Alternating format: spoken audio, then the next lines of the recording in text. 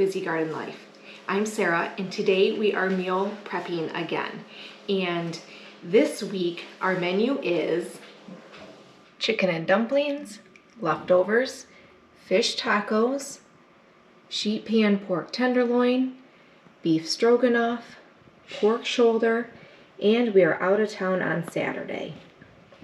All right, so to start off though today, I'm going to take a step back because last week we did roasted chicken on Sunday for dinner, and I saved the chicken bones so that I could make chicken broth.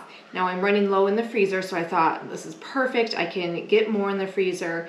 You could also can your chicken broth, whichever you prefer, but I want to get that going first thing this morning so that it is ready to go this evening, and I can strain it and put them in the containers and let them cool.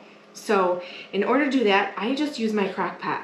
All right, so I have my crock pot dish. I have the chicken bones in there. I'm ready. I am just going to cut up, I'm going to use a half onion, and you could use a whole onion or however much you want to. It's up to you. You don't even have to use onion. You can use celery, carrots, onion, anything to help with the flavor. I'm going to do just carrots and onion today because I don't have any celery left over. So that's what I'm going to use. And I'm only going to use half of it because I had 2 chickens that I roasted last week. So I am going to make some today, and then tomorrow I am going to make the other chicken broth out of the other chicken bones as well, so that I'm going to have 2 batches with it because you don't want anything to go to waste. So if you didn't save your bones last time, then don't worry about it. You'll know for next time that you can save them, and it's so easy to make the chicken broth. All right, so I want to get that going. I'm just going to cut up the onion, half the onion, and I'm just going to cut up 1 carrot because the chicken and dumplings are going to use 4 of these carrots. I have 6 left. I'm going to use 1 carrot today, 1 tomorrow, and then use the other 4 for the dumplings. All right, so I am going to get that going, fill it with some water, and get it going on the crock pot as soon as possible.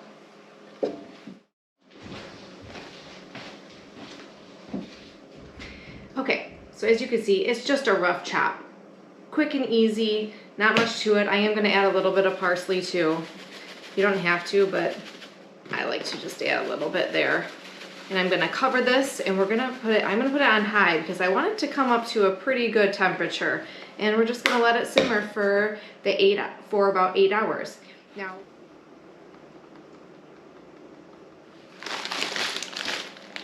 all right, now that we got that going, I wanted to make note real quickly. So I don't typically throw my onion peels away. Now, you could put them in a compost if you want to, but I save them in a plastic bag and I put them in the freezer. And the reason why I do that is because you can make garlic powder out of this. Yes, believe it or not. So if you have a big can of it right now, start saving your onion peels, and you can just dehydrate them in the oven, or if you have a dehydrator, and make your own onion powder out of the scraps of onion. So I typically just take, the tops and the bottoms and the outer layer peel and put it all in a bag. So later on you'll have to check out the video of my making onion powder. All right, so now what we're gonna do is start making our veggies, or cutting up our veggies and getting ready for our meals for this week. So we have a couple meals with potatoes, carrots, onions. So that's really about it for our veggies this week. I don't need any garlic. Even if I did, I do still have some left from last week, so I don't have to chop up the garlic this week, which is nice. I have 1 onion for the chicken and dumplings, and I have another onion for the beef stroganoff. So I'm just gonna cut each of those up pretty fine and put them in 2 separate bins so that I don't get them mixed up. I do have the carrots. I need 4 of the carrots for the chicken and dumplings. So I am going to chop those up. I'm going to chop up another one pretty, just rough chop this one so that I can use it for the beef broth tomorrow and get that ready. Potatoes wise, we are going to use potatoes for our pork tenderloin. I'm gonna roast them with the pork tenderloin. So I'm gonna peel these and kind of dice them up into 1-inch cubes, and I'm gonna put them in the water so that they do not go bad by Wednesday. So we're gonna do that. And then I'm also going to do a whole nother bag of potatoes for my potato salad. I'm going to serve potato salad with the pork shoulder on Friday. So my menu this week kind of got a little changed up. We have company coming in on Friday. My husband's brother's coming in from out of town, so we will probably have him over with his sister, and so that's why we're doing the pork shoulder. And with that, we like a potato salad and a nice coleslaw. So what I'm gonna do is, even though it is 6 days away, I am still going to peel and I'm going to dice up the potatoes into little cubes, and I'm going to put them in my large stock pot because I won't be needing it the rest of this week. I'm gonna put it in water and I'm gonna keep in the refrigerator. Then on Friday, all I have to do is boil them and get them ready and then let them cool so that I can make the mayonnaise and mustard. I don't have celery. If I had celery, I could chop that up, but I'm just gonna skip that this time because this was a last minute thing after I had already gone to the store. So I'm just going to at least get the potatoes ready. If you wanted to, you could also boil the potatoes today and you could let them cool and keep them cooled in the refrigerator until Friday and then mix it all together. So that is an option. Because I'm not working on Friday, I think I'm gonna at least boil them in the morning before I leave, and then I'll let them cool throughout the day and I can just mix it up really quickly. So that's another option for you. All right, so let's get peeling and chopping all of our vegetables for the week, and then we will move on to the next part of it.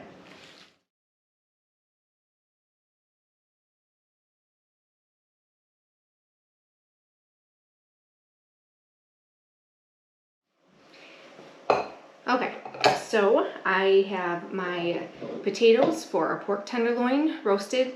I'm using just Yukon Gold potatoes, what I had in the pantry. You could use red potatoes. You can peel them, keep them unpeeled, whatever you want to do. But if you even just chop them up, make sure that you put them in water so that they don't get brown. So I have those ones. I have my big pot over there of smaller diced potatoes for the potato salad. And while I was doing that, I got to thinking I need hard-boiled eggs for the potato salad. So I got myself a pot. I usually do about 1 egg per potato for my potato salad, but that's also because we like a lot of eggs in it as well. So you can do less or more depending on your taste, but that's typically what I use for my rule of thumb of how many do I use. So I am going to start boiling these. I'm gonna bring it up to a boil. Once it starts boiling, I'm gonna let it simmer for 18 minutes, and then I'm gonna put it in a cold water bath so that it stops that cooking process right away. And then we're going to put it in the refrigerator, and then we will peel them. They should peel pretty easily with this method. I usually don't have a problem with it. And then chop them up and add them to our potatoes and make our potato salad Friday. So we have that, and then I have my rough chopped veggies for my other crock pot tomorrow of chicken broth. I have my carrots and onions for the chicken dumplings. Now it also calls for celery. I have diced celery up in the freezer already, so I didn't buy any. I'm just gonna pull a bag of that out and use it with it instead of purchasing a whole nother thing of celery. So that's what I did. And then I have the onions for the beef stroganoff. The beef stroganoff calls for mushrooms. We don't typically care for mushrooms, so I just am omitting that ingredient altogether out of the beef stroganoff. So I have all of my veggies here cut up and ready to go. The fish tacos, we are just doing coleslaw with that, so pretty easy. We're gonna kind of batter the fish, put some coleslaw, and make the fish taco sauce today before we are done. So that's it for the veggies. Next, we're going to actually move on to the sauces. So chicken and dumplings don't really need anything. My fish tacos call for a chipotle, chili, and adobo sauce, I should say, with mayonnaise. So that's the kind of like fish taco sauce that they put on top. So I am going to make that now. That way I don't have to make it the day of. And I like making stuff like that a little bit ahead of time because it does get a chance for the flavors to kind of just come together with the salt and the pepper that we're gonna do. So I'm gonna do that one. And then the pork tenderloin has a butter chive that butter basically that is going on top of it when it's done baking. So for that, I am going to make the butter already. Now, you do have time to do this. Like if you don't have softened butter, you do have time to make the butter while it's cooking. However, the thing that I love about sheet pan dinners is I can assemble it, put it in the oven for 25 minutes or so, and I can spend time with the kids until it's done being made, and I don't have to just tend to the dinner the whole time after work. So it's just one of those things that I like. It makes it easier for me. So even though it wouldn't take very long to make this, I still don't want to do it the day of. So I'm going to make it ahead of time. All right, so besides that, those are kind of the two things, the garlic butter, garlic chive butter, and my fish taco sauce. So let's get doing that, and then we will finish off with what to do with our meat for the week.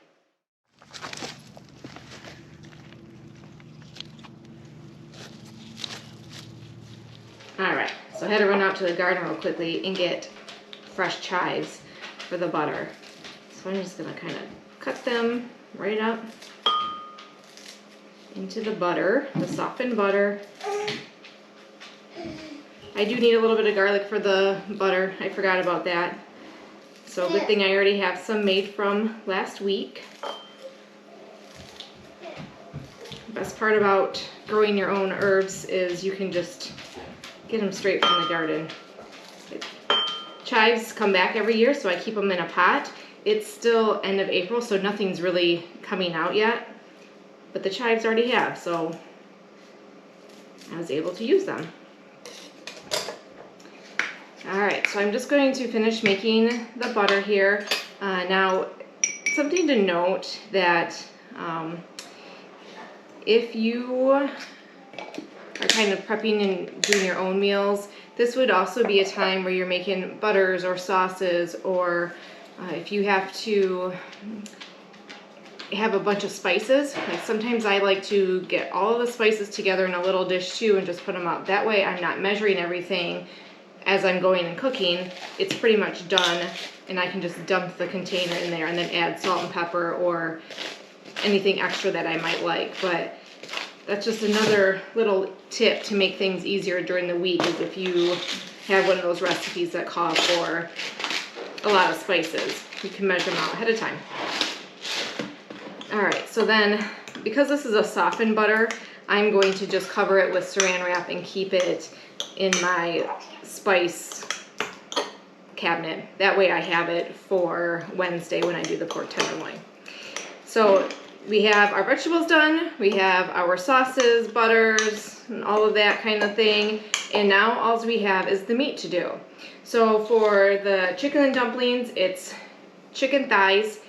It's supposed to be bone-in, but I'm doing boneless because that's all we have, and that I don't have to do anything with. The chicken thighs are already done there. I don't have to cut them up at all. They're ready to go. So that meat's good. The pork tenderloin meat's good because I'm just going to do the whole tenderloin and put it right on the sheet pan. Fish tacos.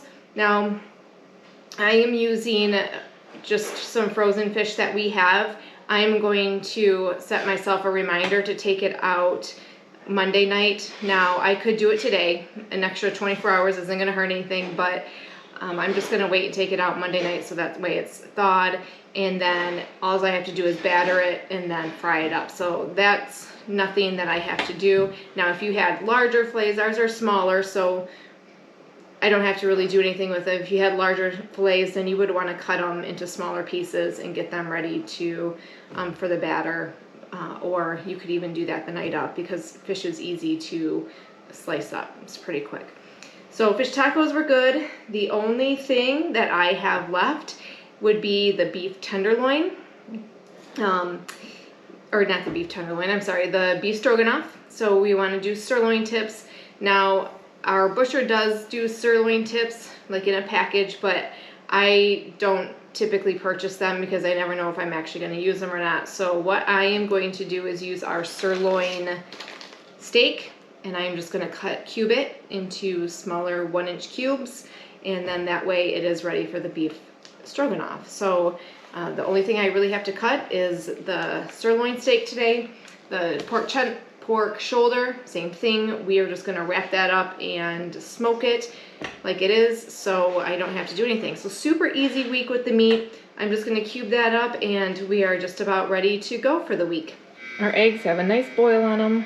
Once it's started, I set a timer for 18 minutes. We have about a little less than 5 minutes left on it. So after that, we will put them in the ice bath that I have in the sink and put them in the bowl in the refrigerator.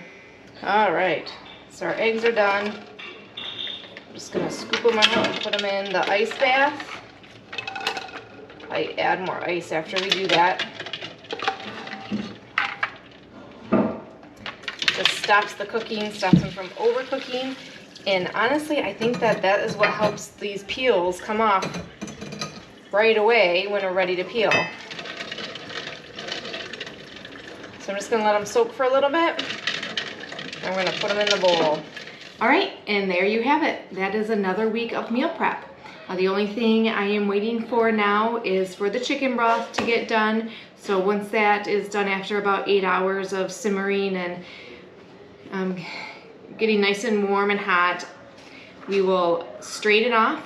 And then I always like to use these little containers. They're 2 cups worth, and so I like it because typically a lot of the recipes are 2 cups or 1 cup, you know, so it makes it easier just to grab one of them out of the freezer. So I will strain it, put them in these cups, and then I will let them cool and put them right into the freezer.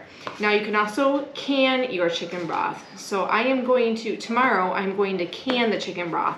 The benefits of canning over freezing is that you don't have to remember to pull the chicken broth out when you need to use it.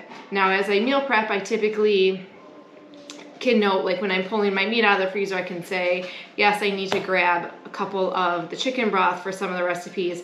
However, I forget sometimes, and then next thing I know, I'm trying to make the dinner and I don't have them thawed, and I'm trying to rush and thaw it, and it can be a nightmare. So the nice part about canning it is that if you have the shelf space in the pantry, you can also make it so that you don't have to worry about thawing it out. So I'm going to can it tomorrow. I'll post a whole nother video on how to can the chicken broth with your pressure canner, so that you can see how that is done. Otherwise, freezing is a good option. So with that being said, this is probably our 3rd or 4th week of meal prepping. If you can drop comments down for me, let me know what you like, what you don't like, what you want to see, what you would like to skip, whatever it might be. I would like the feedback so that I can make these beneficial for you and helpful to make your busy weeks a lot less hectic. And then don't forget to subscribe to the page. That way you can get all of the notifications of all of my canning, gardening, and meal prepping videos that I do weekly.